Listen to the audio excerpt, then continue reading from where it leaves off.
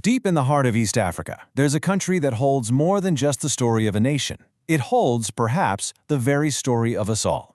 This is a place of dramatic extremes. You've got snow-capped mountains right on the equator, vast savannas that are just teeming with life, and a people whose journey is, well, as old as humanity itself. I mean, really think about that. What if the very first steps our distant ancestors ever took were right here, across these plains, under this exact sky? To really understand Kenya, you have to be willing to look back, way back, millions of years into our own beginnings. So let's do it. Let's dive in. Okay, so our story doesn't start with countries or borders. It starts with the land itself. A land that's kind of like a living museum of our planet's and our own species' deepest, most ancient past. At the heart of it all is this, the Great Rift Valley. It's this incredible tear in the Earth's crust that stretches for thousands of kilometers. But, it's so much more than just the geological wonder.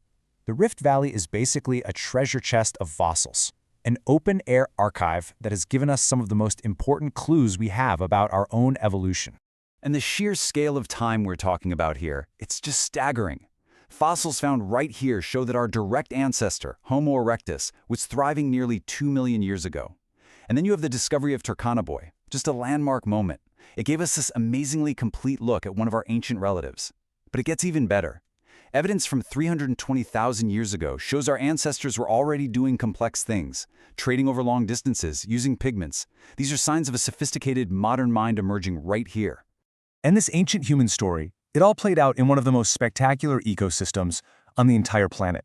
Of course, Kenya is famous for the Big Five, but it's the Great Migration that really captures the timeless rhythm of this land. Can you imagine it? A thundering herd of over 1 million wildebeest and zebras, all driven by instinct across the plains. This is a continuous, living history, and it's happening today just like it has for thousands and thousands of years.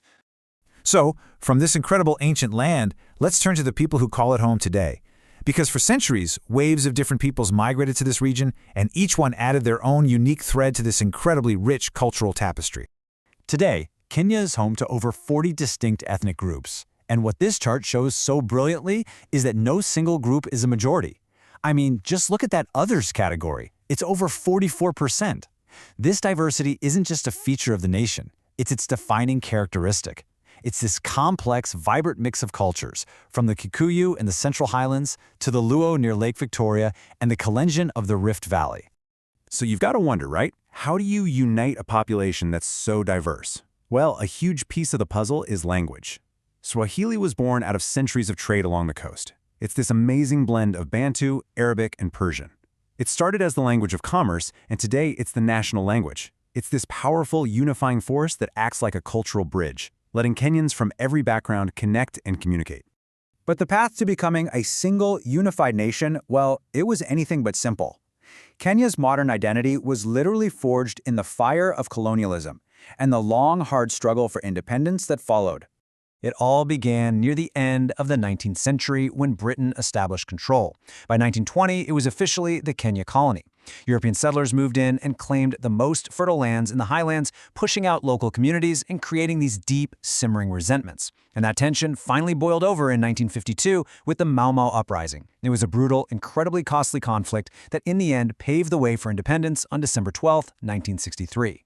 After independence, the challenge was immense. How do you build one nation from what was once a colony? The first president, Jomo Kenyatta, he championed a motto, one simple, powerful Swahili word, Harambee. It means, let us all pull together. It was a call for unity, for everyone to work together, and it just perfectly captured the spirit of this new nation trying to build its own future. And pull together they did. In the decades since independence, Kenya has completely transformed itself into an economic leader, a truly dynamic hub for commerce and innovation across all of East Africa. And this chart really puts it all into perspective. With a GDP that just dwarfs the regional average, Kenya's economy isn't just growing, it's the anchor for the entire region. The capital, Nairobi, it's basically the main commercial hub for all of East and Central Africa. So, what's driving all this growth? Well, it's not just the traditional stuff like agriculture anymore. Get this, a massive 62% of the economy is now powered by the services sector. We're talking about a modern, diversified economy that's built on finance, on tourism, and especially on technology. And if you want to see Kenya's innovative spirit in action, this is it, M-Pesa. When it launched back in 2007, it wasn't just another app. No way. This was a revolution. It basically turned a simple cell phone into a bank. It allowed millions of people who had no access to traditional banking to transfer money, to pay their bills, to even get loans. It was a huge technological leapfrog, and it became a model for mobile finance all over the world. But Kenya's story is also one of profound contrasts. It's a nation that's grappling with the massive challenges of rapid growth, all while trying to hold on to its incredibly ancient heritage. And there is no starker example of this than Nairobi itself. On the one hand, you have this gleaming hub of international business, and on the other, right within the same city's borders, you have Kibera, one of the largest urban slums on the continent. This juxtaposition of wealth and poverty, of soaring ambition and daily struggle, it defines the reality for so many modern Kenyans. So, the crucial question is, where does Kenya go from here?